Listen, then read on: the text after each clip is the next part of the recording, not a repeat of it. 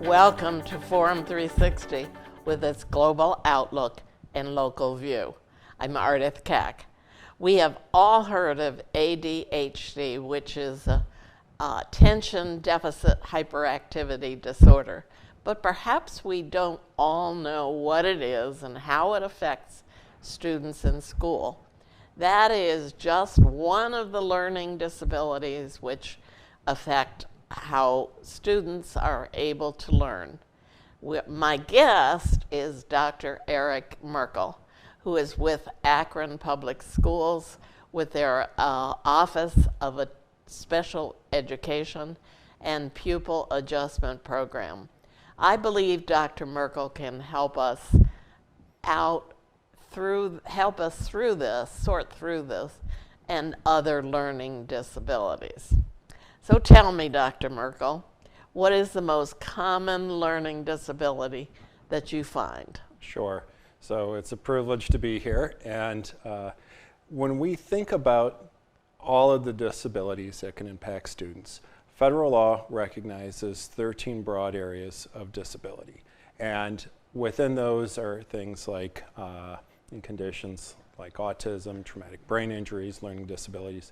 The most common disability impacting children, though, are speech and language disabilities. Okay. And how does speech and language disability affect a student in school? Sure. So all of the disabilities are concerned with how a student accesses curriculum, and does it impact negatively or perhaps in some way cause a student not to have academic success, because schools ultimately are most concerned of the business of curriculum and ensuring students have academic success. So speech and language disorders, which span a gamut from receptive, how we take in information, expressive, how we produce spoken word, can impede a student in a myriad of ways. For example, perhaps not being able to express how the student is feeling, or it may be engaged in an instructional lesson.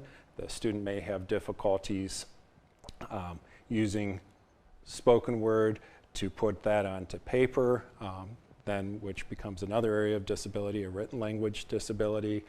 Students may not understand things said to them, which can cause them to have difficulties then taking in instruction or following through with various academic tasks. Suppose you suspect your child may have some sort of disability. How do you get help? Yeah. So schools are obliged, both at the federal and the state level, to provide various types of services and supports. At the base level, all schools should be providing some kind of intervention services. And this is through a tiered approach where we talk about multi-tiered systems of support.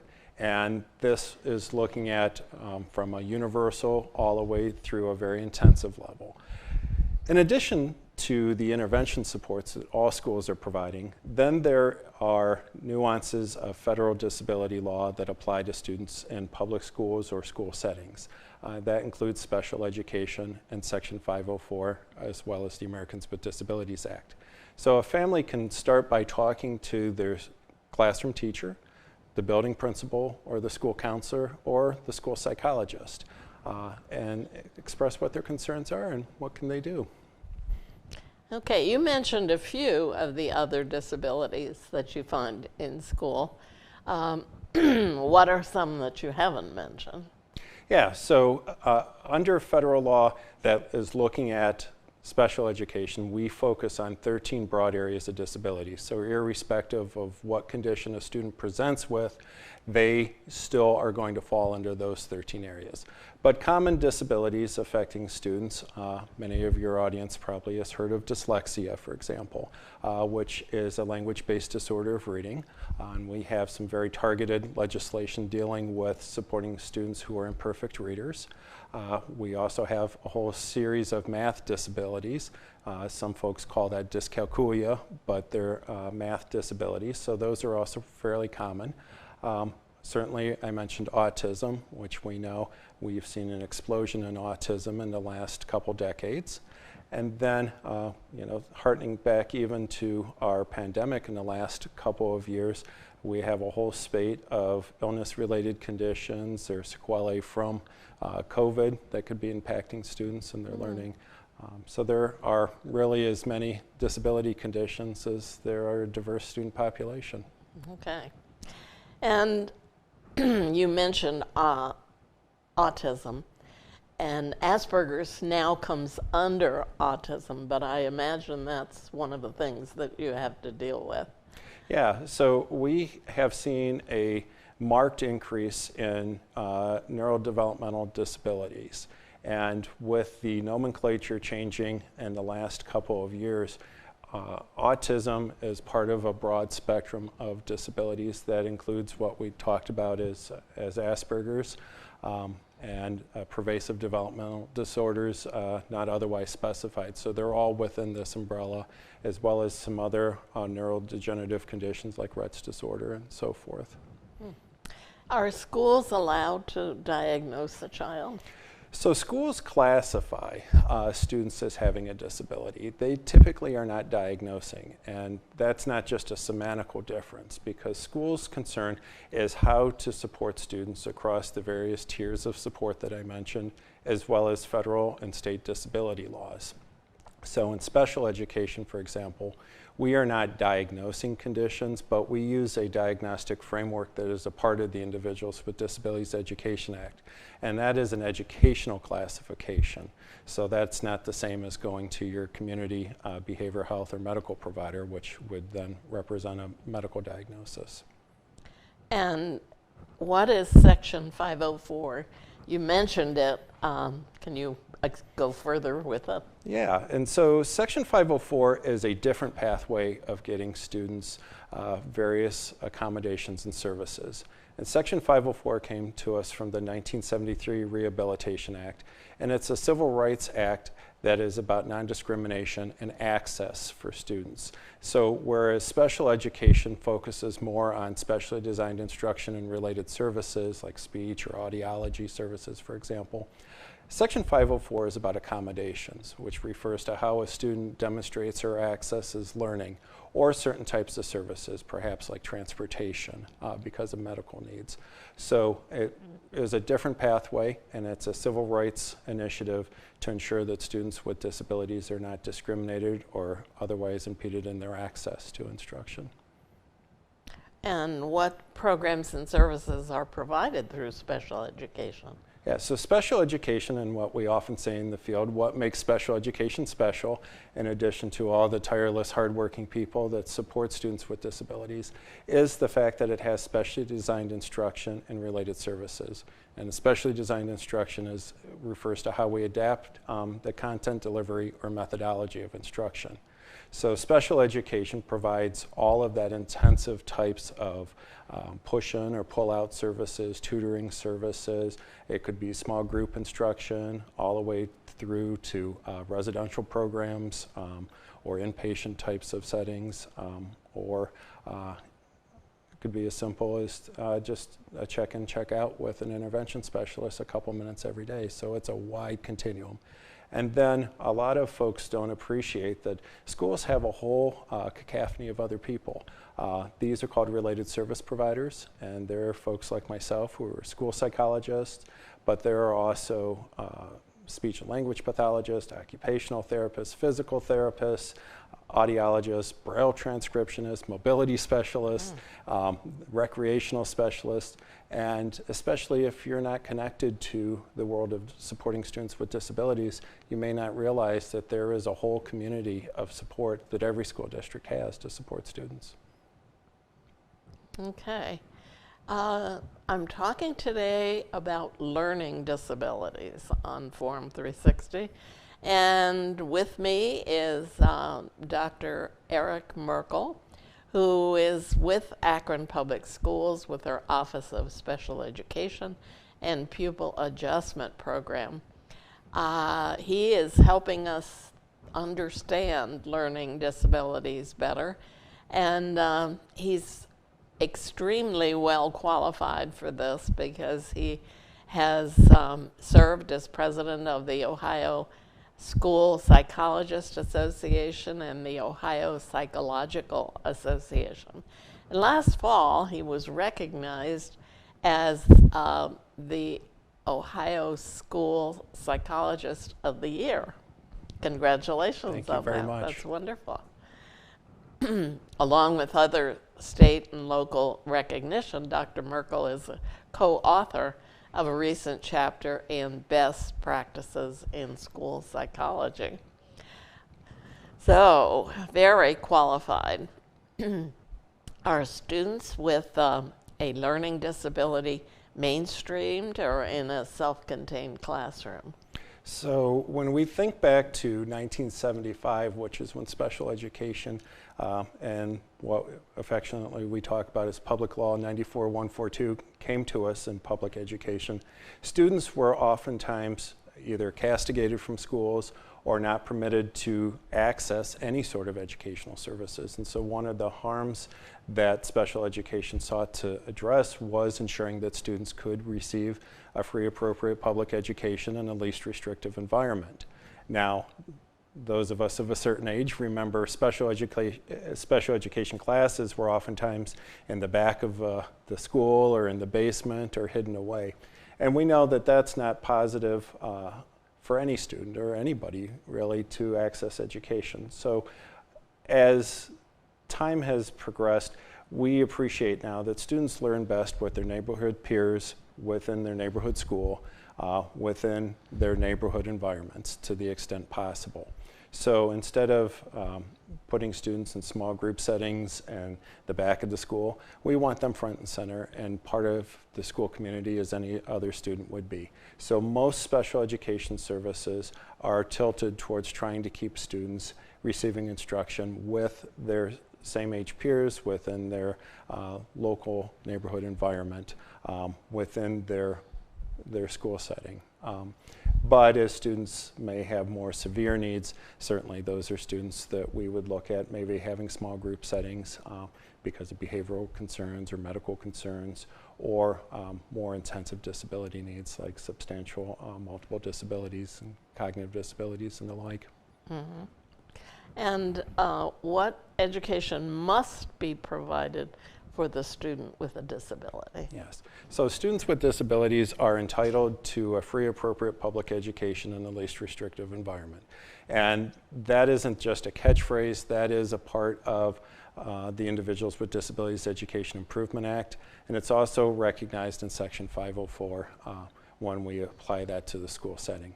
So students with disabilities have a property right, just like any other student at the federal level, to receive education and to participate in extracurriculars and all of the other great activities that every school district has. What's involved in the evaluation or assessment program? Yeah, so students can be evaluated in a couple different pathways. First of all, our students, as we know, take a lot of tests these days, and that's a part of continuous progress monitoring that schools have to do to both detect but also any sort of concerns, but also to ensure that students are making progress all the way from statewide tests and various high stakes tests and so forth. But within the evaluation process for students with disabilities, that's either done through special education evaluation or it's done through Section 504. And in essence, what the suspected disability is going to drive what that evaluation looks like. So for example, if we are suspecting a learning disability in reading, writing, or math, we're going to do a spate of things such as looking at intellectual assessment, academic skills assessment. We will try to rule in, rule out if there's any kind of communication needs, or if there's any other concerns, as well as making sure that we have information from the family, because the parents and the caretakers for that student are so important to help us understand the broad ecological nature of a student's situation. So as the type of disability gets more significant, we may add in other types of evaluation. For example, a deaf or hard of hearing student will have the services of an audiologist provide assessment. Or if we are suspecting an orthopedic impairment, we'll bring in a physical therapist to do some assessment. So again, it's all based on what is the suspected area of disabilities. But it's also to make sure that we can get the most complete picture of a student that we can to provide a robust and comprehensive support program. What's an IEP? Yeah, an IEP is an individualized education program. And you can think of it as the rule book or the playbook for students who are eligible for special education.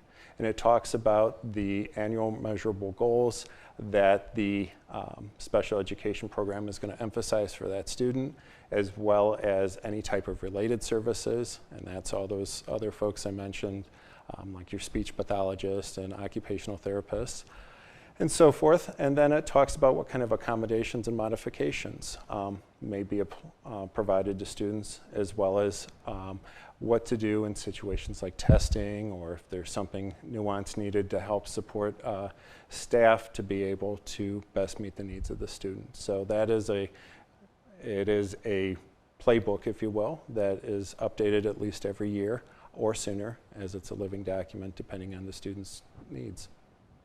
Who participates in developing the IEP?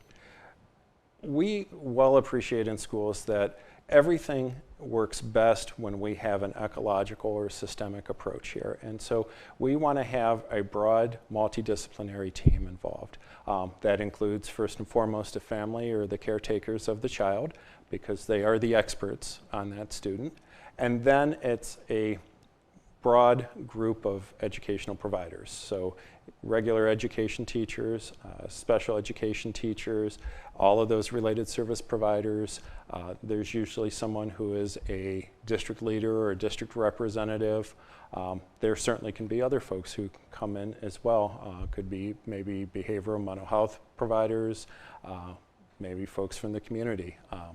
Again, our hope is to always have a broad multidisciplinary team, because each of us then brings our individual expertise to the greater benefit of supporting that student.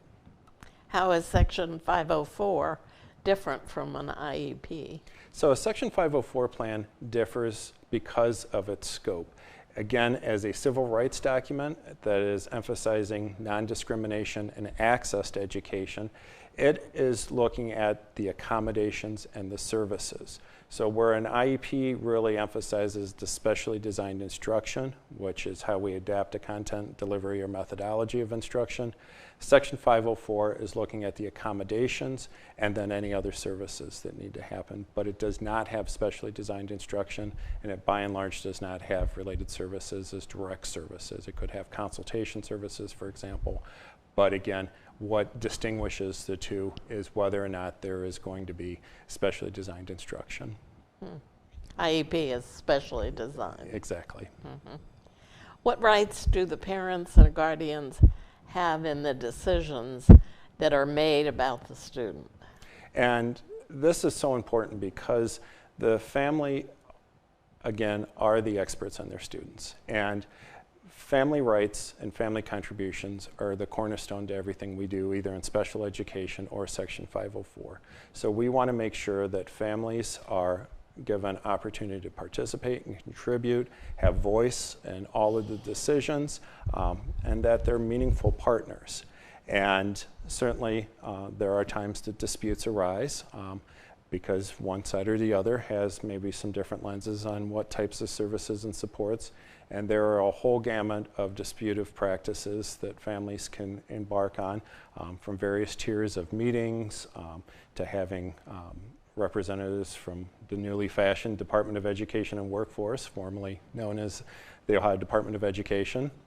And they can provide facilitated meeting participants, mediators, all the way to various tiers of litigation. So there are a lot of different pathways in special education under Section 504. Very similarly, their concern is, again, making sure that the family has voice, and if they are in any way in disagreement, that they have the ability to ask for either what's called a civil rights investigation or even litigation there. So again, the families are the cornerstone of everything we do in this process. And hopefully are devoted to the student. Absolutely. How, where and how will the educational services be provided? And schools have a lot of different approaches to this. So again, the hope is for many students that they can be educated with their community peers in their community school in a traditional, regular, or general education setting. In other cases, they might need more specialized instruction. So this is either where we push in teachers to provide co-teaching supports, or we might have a student come to a special education classroom for an incremental part of a given day. Other students require more intensive instruction, so that might be a small group setting where they receive more targeted services based on the severity of their disability and how it's impacting their access and curriculum. Then when it comes to the spate of related service providers, those are typically either group or individual therapies, including audiology, physical and occupational therapy, speech pathology, and so forth. So those would be provided as well. And then certainly we can get into more specialized school settings or more specialized instructional environments, as I talked about, either some of the contract relationship schools that many districts use for students with certain types of needs, all the way to residential and inpatient types of treatment services. I may already know the answer to this, but how can parents participate in the review and or development of special education programs? So each year, the IEP or the Section 504 plan has to be updated. And certainly as living documents, if there is something that changes to the better or to the worse, there is always an opportunity to have a meeting. So families always want to remember that if their students have an IEP or a 504 plan, if there is something changing or they're dissatisfied or they have concerns, or perhaps there's maybe a new condition that the child has developed, or maybe the child's situation is dramatically improved, that they always ask for those IEP or Section 504 meetings. In addition to that, they are directly involved in the evaluation process. That happens every 3 years in special education, as well as Section 504, to continue to consider whether or not the student is eligible for those services. What happens if there are disagreements in special education? And disagreements are a part of the work.